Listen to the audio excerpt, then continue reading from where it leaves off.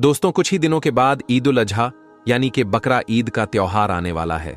इसलिए सबसे पहले आप सभी इस्लामी भाई बहनों को एडवांस में बकरा ईद की बहुत बहुत मुबारकबाद। अगर आपका दिल करे तो आप भी हमें कमेंट बॉक्स में बकरा ईद की मुबारकबाद दे सकते हैं। दोस्तों, जैसे ही ईद उल अजहा यानी कि बकरा ईद का त्योहार करीब आता है तो सरकार अपनी तरफ से एक नई गाइडलाइन जारी कर देती है और अपने आला अधिकारियों को यह हुक्म देती है कि गाइडलाइन का सख्ती से पालन करवाया जाए। दोस्तों, आज की इस वीडियो में हम बात करने वाले हैं बकरा ईद 2025 के गाइडलाइंस के बारे में और हम आपको बताने वाले हैं कि इस बार यानी कि 2025 को लेकर मोदी सरकार ने क्या गाइडलाइन जारी की है और ऐसे कौन से खास 5 नियम बनाए हैं जिसको लेकर सरकार ने यह साफ कर दिया है कि इन 5 नियमों का सख्ती से पालन करवाया जाए। इसीलिए ये वीडियो आप सभी के लिए बहुत ही ज्यादा खास है। आप इस वीडियो को आखिर तक जरूर देखते रहिएगा। दोस्तों, जैसा कि आप सब लोग जानते हैं कि बकरा ईद हजरत इब्राहिम अलैहिस्सलाम की सुन्नत है जिसको अल्लाह तबारक व ताला ने हर मुसलमान पर वाजिब किया है। इसलिए हर साल बकरा ईद के मौके पर हर मर्दों औरत कुर्बानी करना चाहते हैं, लेकिन जैसे ही बकरा ईद का त्योहार करीब आता है तो हर साल सरकार की तरफ से नए गाइडलाइन जारी हो जाते हैं। कभी कहते हैं कि खुले में नमाज नहीं पढ़ी जाएगी, तो कभी कहा जाता है कि खुले में कोई भी कुर्बानी नहीं होगी। लेकिन इस बार जो गाइडलाइन जारी किया गया है इसको देखकर आप लोग भी परेशान हो जाएंगे। दोस्तों, हम आपको सरकार के जरिए जारी किए गए गाइडलाइन के बारे में बताना चाहते हैं। जिस तरह हर मुसलमान सुन्नत पर अमल करते हैं, वैसे ही सरकार की तरफ से बताए गए गाइडलाइन को भी फॉलो करना चाहिए ताकि हम और हमारे घर वाले किसी भी अनहोनी से महफूज रह सके। दोस्तों, बकरा ईद का त्योहार आते ही मोदी सरकार ने नई गाइडलाइन जारी कर दी है। इस बार यानी कि बकरा ईद 2025 में मोदी सरकार ने 5 खास नियम बनाए हैं जिसके बारे में हर मुसलमान को मालूम होना और उस पर अमल करना बहुत ही ज्यादा जरूरी है। यानी कि इस बार ईद उल अजहा की नमाज किस तरह पढ़ी जाएगी और इस बार बकरा ईद के मौके पर कुर्बानी किस तरह से होगी, ये सब बातें इस गाइडलाइन में लिखी गई हैं। इसीलिए इस वीडियो को आप आखिर तक जरूर से देखें क्योंकि इन सभी नियमों को जानना आप सभी के लिए बहुत ही ज्यादा जरूरी है। दोस्तों, मोदी सरकार ने बकरा ईद पर 5 खास नियम बनाए हैं और अपने आला अधिकारियों को यह हुक्म दिया है कि इन 5 नियमों का सख्ती से पालन करवाया जाए ताकि पूरे देश में अमनो चैन और आपसी भाईचारा बना रहे और पूरे देश में बकरा ईद के मौके पर कोई भी माहौल खराब करने की कोशिश ना करे। नंबर 1, खुले में कुर्बानी ना की जाए। दोस्तों, मोदी सरकार ने अपने गाइडलाइन में पहला फरमान यह जारी किया है कि इस बार कोई भी शख्स खुले में कुर्बानी ना करे, यानी कि खास करके शहरों के लोग बाहर या खुले में कुर्बानी ना करें। वो इस बार ऐसा ना करने पाए। इस खबर को देखते ही कई लोगों का यह कहना है कि इस बार मोदी सरकार ने घरों में या खुले में ही कुर्बानी करने पर रोक लगा दी है। इस बार सिर्फ गुच्छड़ खाने में ही कुर्बानी की जाएगी। मगर हम आपको बता दें कि यह खबर सरासर गलत है। इसका मतलब यह नहीं हुआ कि मुसलमान बाहर सड़क पर खुले मैदान में कुर्बानी ना कर सके। खास करके शहरों के लोग इस तरह से कुर्बानी करते थे, तो इसलिए ही मोदी सरकार ने इस बार इस पर रोक लगा दी है और अपने गाइडलाइन में साफ साफ कह दिया है कि बकरा ईद के मौके पर मुसलमान ऐसा नहीं कर पाएंगे। उसके लिए हुकूमत ने अपने आला अधिकारियों को सख्त हुक्म दिया है। नंबर 2, बैन जानवर ज़िबह ना किया जाए। दोस्तों, मोदी सरकार ने अपने गाइडलाइन में दूसरा फरमान यह जारी किया है कि इस बार पूरे देश में कहीं पर भी किसी ऐसे जानवर की कुर्बानी ना करने पाए जिस जानवर पर भारत सरकार की तरफ से रोक लगा दी गई है और उसको रोकने के लिए मोदी सरकार ने अपने आला अधिकारियों को सख्त हुक्म दिया है। दोस्तों, सीधी सी बात है कि मोदी सरकार यहां पर गाय की बात कर रहे हैं, यानी कि गाय की कुर्बानी को रोकने के लिए मोदी सरकार अपने आला अधिकारियों को यह हुक्म दे रहे हैं और इस बार खास पाबंदी लगाने को कहा है क्योंकि आप सब लोग जानते हैं कि गाय के साथ हिंदुओं की आस्था जुड़ी हुई है। हिंदू मजहब के लोग गाय को अपना माता मानते हैं और उसकी पूजा करते हैं। इसलिए आप सबसे गुजारिश है कि इस बार आप ये गलती भूल कर भी ना करें। जिस जानवर पर भारत सरकार की तरफ से रोक लगाई गई है उसकी आप कुर्बानी करने की कोशिश ना करें और साथ में मोदी सरकार ने उन लोगों पर भी सख्त कानूनी कार्रवाई करने का हुक्म दिया है जो लोग अफवाह फैलाने का काम करते हैं, यानी कि बाहर झूठे अफवाह फैला देते हैं कि यहां पर गाय की कुर्बानी हो रही है या फिर हो चुकी है, तो फिर इस तरह से माहौल खराब हो जाता है। ऐसे लोगों पर मोदी सरकार ने सख्त कार्रवाई करने का आदेश अपने आला अधिकारियों को दी है। नंबर 3, कुर्बानी का गोश्त गैर मुस्लिम इलाकों में ना जाने पाए। मोदी सरकार ने अपनी गाइडलाइन में तीसरा फरमान यह जारी किया है कि इस बार बकरा ईद के मौके पर कोई भी मुसलमान कुर्बानी का गोश्त लेकर किसी भी ऐसे इलाके में ना जाने पाए, यानी कि किसी भी ऐसे मोहल्ले में ना जाने पाए जहां पर गैर मुस्लिम ही ज्यादा रहते हैं, यानी कि ऐसा मोहल्ला जहां पर मुसलमान नहीं रहते हैं या फिर ना के बराबर रहते हैं। ऐसी जगह पर कुर्बानी का गोश्त ले जाने के लिए मना किया गया है। कहने का मतलब यह है कि हम जिस तरह से बकरा ईद के मौके पर कुर्बानी का गोश्त इधर उधर लेकर जाते हैं और आपस में एक दूसरे के यहां बांट देते हैं, तो उसको किसी ऐसी जगह पर नहीं लेकर जाना है जहां पर मुसलमान लोग नहीं रहते हैं बल्कि सिर्फ गैर मुस्लिम लोग रहते हैं। ऐसी जगहों पर कुर्बानी का गोश्त लेकर ना जाए। इसलिए इस बार बकरा ईद के मौके पर यह गलती भूल कर भी ना करें। नंबर 4, भीड़ लगाकर कुर्बानी ना करें। दोस्तों, मोदी हुकूमत ने अपने गाइडलाइन में चौथा फरमान यह जारी किया है कि इस बार बकरा ईद के मौके पर कोई भी भीड़ लगाकर कुर्बानी ना करें, कोई भी सामूहिक कुर्बानी ना की जाए। यानी कि जिस तरह से बकरा ईद के मौके पर कुछ लोग मिलकर और भीड़ लगाकर एक जगह पर एक बड़े जानवर की कुर्बानी करते थे, उस पर सरकार ने रोक लगा दी है और ऐसा करने पर सजा देने का ऐलान भी किया है। इसलिए सरकार ने अपने गाइडलाइन में यह हुक्म दिया है कि जिसको इस तरह की कुर्बानी करते हुए देखे उसको सजा होगी।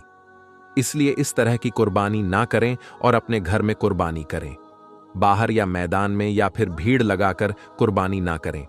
नंबर 5, सोशल मीडिया पर अफवाह ना फैलाएं। दोस्तों, मोदी सरकार ने अपने गाइडलाइन में 5वां फरमान यह जारी किया है कि बकरा ईद के मौके पर कोई भी शख्स सोशल मीडिया पर किसी भी तरह की कोई अफवाह ना फैलाए।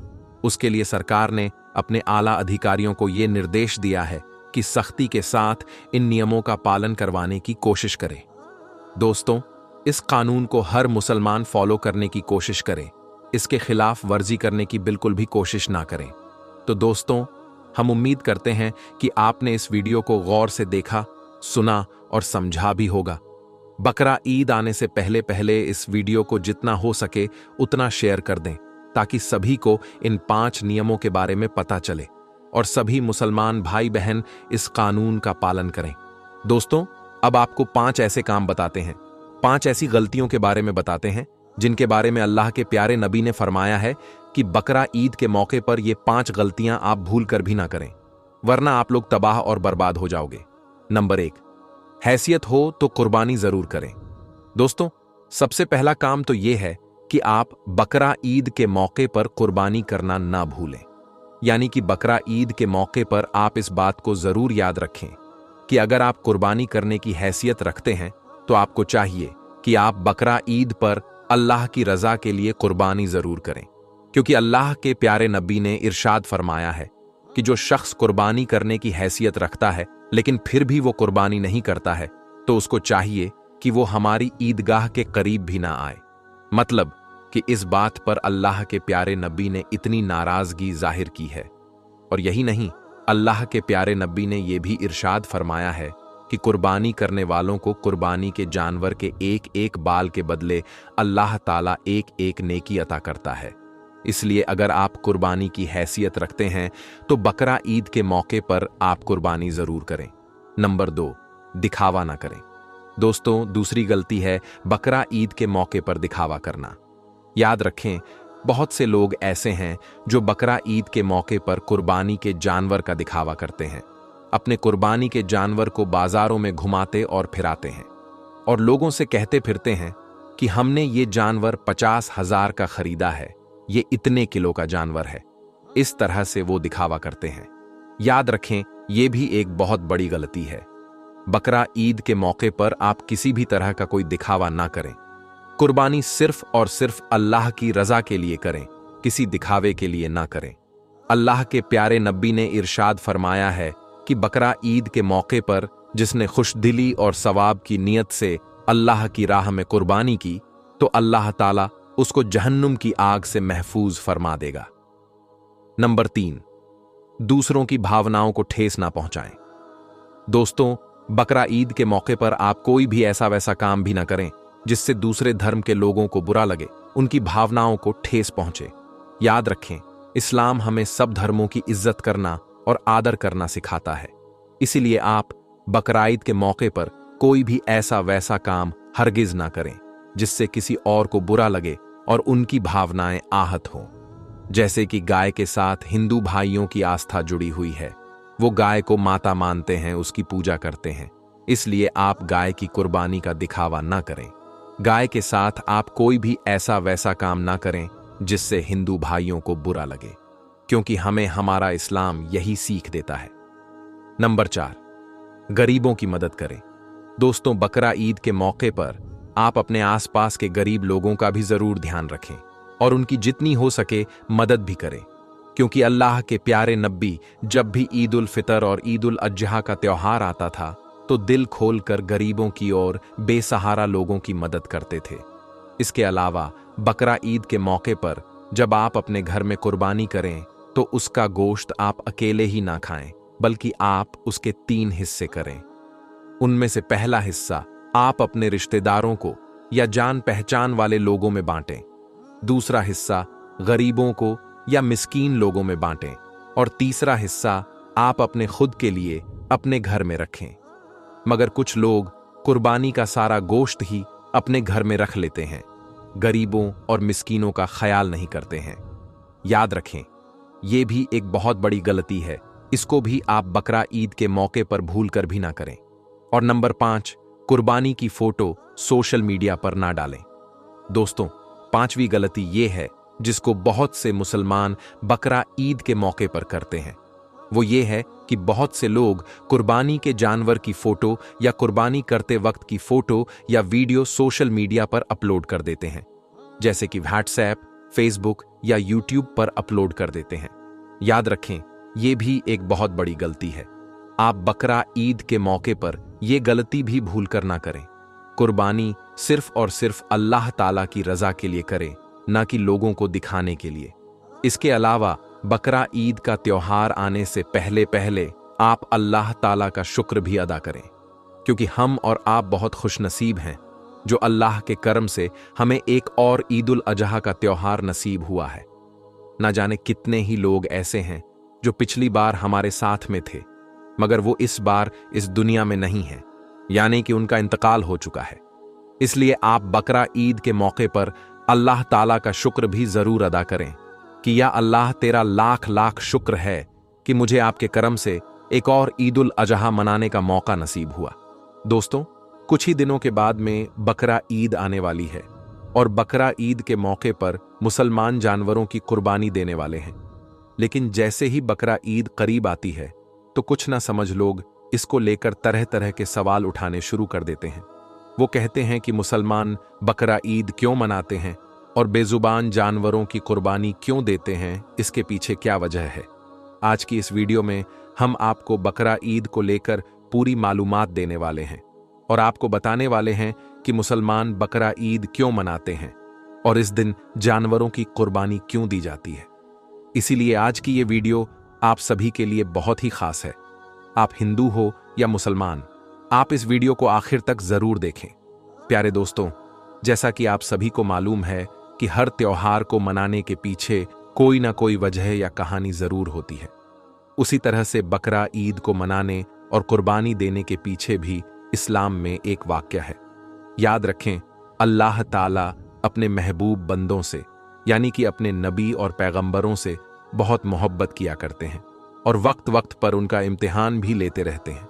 इसी तरह से एक बार हजरत इब्राहिम अलैहिस्सलाम का भी इम्तिहान लिया गया।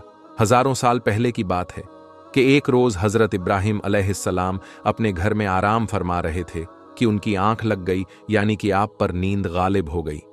तभी आप अलैहिस्सलाम ने अपने ख्वाब में देखा कि अल्लाह ताला आपसे फरमा रहे हैं, ए इब्राहिम, आप अपने सबसे प्यारी और अजीज चीज को मेरी राह में कुर्बान करो। दोस्तों, याद रहे, नबियों और पैगंबरों का ख्वाब कभी भी झूठा नहीं हो सकता। इसलिए हजरत इब्राहिम अलैहिस्सलाम ने यह ख्वाब सच जाना और अपनी अजीज चीज को अल्लाह की राह में कुर्बान करने के लिए तैयार हो गए। उस वक्त हजरत इब्राहिम अलैहिस्सलाम के पास काफी तादाद में ऊंट हुआ करते थे। इसलिए सुबह होते ही आपने उन ऊंटों में से 100 ऊंटों की कुर्बानी दे दी, यानी कि 100 ऊंट अल्लाह की राह में कुर्बान कर दिए। मगर फिर जैसे ही दूसरी रात आपकी आंख लगी तो अल्लाह ताला की तरफ से फिर से वही आवाज आई कि ए इब्राहिम, आप अपने सबसे प्यारी और सबसे अजीज चीज को मेरी राह में कुर्बान करो। ये सुनकर आप अलैहिस्सलाम सोचने लगे कि मेरे लिए सबसे प्यारी और सबसे अजीज चीज तो मेरा बेटा इस्माइल है। आप सोचने लगे कि अल्लाह ताला कहीं ये तो नहीं देखना चाह रहे हैं कि मैं सबसे ज्यादा प्यार अपने फर्जंद यानी कि अपने बेटे इस्माइल को करता हूं या फिर अपने खालिकी हकीकी से करता हूं। प्यारे दोस्तों, हम आपको बता दें कि हजरत इब्राहिम अलैहिस्सलाम और हजरत हाजरा का सिर्फ एक ही बेटा था, और वो भी काफी दुआ और मन्नत करने के बाद अल्लाह ताला ने आपको बुढ़ापे की उम्र में अता किया था। इसलिए हजरत इब्राहिम और हजरत हाजरा अपने बेटे इस्माइल से बहुत प्यार किया करते थे। मगर जैसे ही आप अलैहिस्सलाम ने अल्लाह का ये हुक्म सुना तो आपने ये इरादा कर लिया कि वो अपने सबसे अजीज चीज और सबसे प्यारे बेटे इस्माइल को अल्लाह की राह में कुर्बान कर देंगे। इसलिए फिर दूसरे दिन हजरत इब्राहिम अलैहिस्सलाम ने अपनी बीवी हजरत हाजरा से कहा, ए हाजरा, अपने बेटे को गुस्ल कराओ, नए नए कपड़े पहनाओ और खुशबू लगाकर बिल्कुल दूल्हे की तरह तैयार कर दो। आज हम अपने एक दोस्त के घर दावत पर जा रहे हैं। यह सुनकर आपकी बीवी हजरत हाजरा बहुत खुश हुई और खुशी खुशी अपने बेटे हजरत इस्माइल को तैयार कर दिया। फिर जब हजरत इब्राहिम अलैहिस्सलाम अपने प्यारे बेटे इस्माइल को लेकर फिलिस्तीन से मक्का की तरफ रवाना होने लगे, तभी आपके घर में एक शैतान दाखिल हुआ और वो आपकी बीवी हजरत हाजरा से कहने लगा, ए हाजरा, क्या तुम्हें पता भी है कि तुम्हारे प्यारे बेटे को कहां पर ले जाया जा रहा है?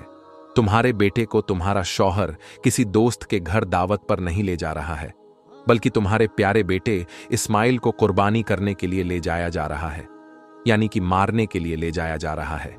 यह सुनकर हजरत हाजरा ने कहा, मैं अपने इब्राहिम को अच्छी तरह से जानती हूं, भला एक बाप अपने बेटे को क्यों मारेगा? तो यह सुनकर शैतान ने कहा कि तुम्हारे शौहर इब्राहिम ने एक ख्वाब देखा है जिसमें अल्लाह ने तुम्हारे प्यारे बेटे इस्माइल की कुर्बानी मांगी है, इसीलिए इब्राहिम इसको कुर्बानी करने के लिए ले जा रहे हैं। तो यह सुनकर आपकी बीवी हजरत हाजरा फक्र से कहने लगी, ए शैतान, तुम पर लानत हो, अगर मेरा बेटा अल्लाह की राह में कुर्बान होने के लिए जा रहा है तो मेरे लिए इससे बड़ी खुशी की बात और क्या होगी। ये तो मेरा एक बेटा है, अगर मेरे पास हजारों इस्माइल भी होते तो मैं खुशी खुशी उनको अल्लाह की राह में कुर्बान होने के लिए भेज देती। ये सुनकर शैतान हजरत इस्माइल के पास गया और कहने लगा, ए इस्माइल, क्या तुम्हें पता भी है कि तुम्हारे बाबा तुम्हें कहां लेकर जा रहे हैं? वो तुम्हें किसी दावत में नहीं बल्कि तुम्हें मारने के लिए ले जा रहे हैं। वो तुम्हें अल्लाह की राह में कुर्बान करने के लिए ले जा रहे हैं। तो ये सुनकर हजरत इस्माइल अलैहिस्सलाम ने फरमाया कि अगर मैं अल्लाह की राह में कुर्बान हो जाऊं तो मेरे से बड़ा खुशनसीब फिर कौन होगा। यह सुनकर शैतान बहुत मायूस हुआ, इसीलिए फिर वो हजरत इब्राहिम अलैहिस्सलाम के पास पहुंचा और कहने लगा, ए इब्राहिम, अपने प्यारे बेटे को कुर्बान करने के लिए क्यों ले जा रहे हो? तुम्हें पता भी है कि तुम्हारी ये कुर्बानी अल्लाह की बारगाह में कबूल होगी भी या नहीं? और दूसरी बात, जब तुम अपने बेटे को कुर्बान कर दोगे तो फिर बुढ़ापे में तुम्हारी खिदमत कौन करेगा? बुढ़ापे में तुम्हारी देखभाल कौन करेगा? ये सुनकर फिर हजरत इब्राहिम अलैहिस्सलाम ने कुछ पत्थर उठाए और शैतान को लानती कहकर मारने लगे। ये देखकर शैतान वहां से भागने लगा। दोस्तों, कहा जाता है कि तभी से मक्का में हज के दौरान शैतान को पत्थर मारा जाना शुरू हुआ। इसी वजह से हज के दौरान शैतान को पत्थर मारा जाता है। फिर हजरत इब्राहिम अलैहिस्सलाम अपने बेटे को साथ लेकर वहां से चल दिए और आगे बढ़ने लगे। थोड़ी दूर जाने के बाद आपने अपने बेटे से फरमाया, ए इस्माइल, क्या तुम्हें पता भी है कि हम आपको अल्लाह की राह में कुर्बान करने के लिए ले जा रहे हैं? तो ये सुनकर आपका बेटा हजरत इस्माइल अलैहिस्सलाम कहने लगे, बाबा जान, इससे बेहतर मेरे लिए और क्या होगा कि मुझे अल्लाह की राह में अल्लाह के एक नबी कुर्बान करने के लिए ले जा रहे हैं। लेकिन बाबा, मेरी एक इल्तिजा है कि जब आप मेरा गला काटोगे तो आप वो देख नहीं पाओगे। इसलिए पहले आप रस्सी से मेरे हाथ और पांव को अच्छी तरह से बांध लीजिए, और मैं चाहता हूं कि आप भी अपनी आंखों पर एक पट्टी बांध लें, ताकि आपको मेरे गले पर छुरी चलाते वक्त तरस ना आ जाए। बस फिर क्या था, हजरत इब्राहिम अलैहिस्सलाम ने अपने प्यारे बेटे इस्माइल के हाथ और पांव बांधे और अपनी आंखों पर भी पट्टी बांध ली, और फिर अपने हाथों में एक छुरी लेकर आसमान की तरफ देखा और कहने लगे, ऐ अल्लाह, अगर आप मुझे 1000 इस्माइल भी देते तो मैं खुशी खुशी के साथ उन सब को आपकी राह में कुर्बान कर देता। ये कहकर आप वो छुरी अपने बेटे इस्माइल की गर्दन पर चलाने लगे। तो इतने में अल्लाह ताला ने फरमाया, ऐ जिब्राइल, जल्दी से जाओ, जन्नत से एक जानवर को लेकर जमीन पर जाओ और इस्माइल को वहां से हटाकर उसकी जगह वो जानवर को रख दो। इब्राहिम इम्तिहान में कामयाब हो गया है। जैसे ही हजरत इब्राहिम अलैहिस्सलाम ने गर्दन पर छुरी को फेरा तो खून बहने लगा, मगर उसके बाद आपने जैसे ही अपनी आंखों से पट्टी को हटाया तो आपने देखा कि आपके पास में ही आपका बेटा इस्माइल सही सलामत खड़ा हुआ है। फिर आपने जैसे ही नीचे की तरफ देखा तो आपने देखा कि उसी जगह पर एक दुम्बा, जिसको हम भेड़ कहते हैं, वो कुर्बान हो चुका है। ये देखकर हजरत इस्माइल अलैहिस्सलाम ने अल्लाह का शुक्र अदा किया। इतने में गैब से आवाज आई, ए इब्राहिम, तुम्हारा ये इम्तिहान कयामत तक याद रखा जाएगा और तुम्हारी सुन्नत को ईमान वाले लोग हर साल याद रखेंगे और हर साल अल्लाह की राह में कुर्बानी पेश करेंगे। प्यारे दोस्तों, तभी से बकरा ईद के मौके पर कुर्बानी का ये सिलसिला शुरू हो गया और ईद के 2 महीने 10 दिनों के बाद बकरा ईद मनाया जाने लगा, जो हमारे देश भारत, पाकिस्तान और बांग्लादेश जैसे देशों में भी 3 दिन तक ये त्योहार मनाया जाता है, जबकि गल्फ देशों में 7 दिनों तक ये त्योहार मनाया जाता है, जिसमें दुम्बा, बकरा और हलाल जानवरों की कुर्बानी दी जाती है। याद रखें, कुर्बानी के गोश्त को 3 हिस्सों में बांटा जाता है। पहला हिस्सा गरीबों और मिस्कीनों में बांटा जाता है, दूसरा हिस्सा रिश्तेदारों में दिया जाता है और तीसरा हिस्सा खुद अपने घर में रखा जाता है। दोस्तों, ये थी हमारी आज की वीडियो कि मुसलमान कुर्बानी क्यों देते हैं। आपको ये वीडियो कैसी लगी हमें कमेंट में जरूर बताएं। तो दोस्तों, आज की इस वीडियो में बस इतना ही। हम मिलेंगे आपको अगली वीडियो में, तब तक के लिए अल्लाह हाफिज।